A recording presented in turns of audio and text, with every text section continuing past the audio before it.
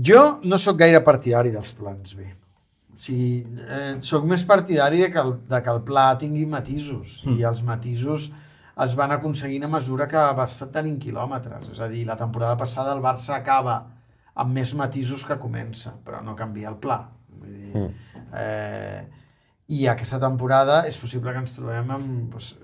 Manca de matisos. Crec que és un any que han d'aparèixer, però jo crec que apareixerà.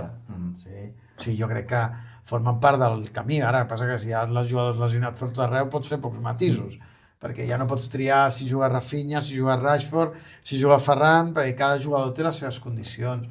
I Flick no obliga, en això no és dogmàtic, no obliga que un jugador faci una cosa que no té a les condicions. Intenta adaptar les condicions i que l'equip trobi la manera de funcionar adaptant-se a les condicions individuals de cada rol. No? I són matisos com els que marques tu, una qüestió de jugadors, no de funcionament general. El Barça continuarà jugant de la mateixa manera, no, això no ho negociarà, i jo crec que fa bé.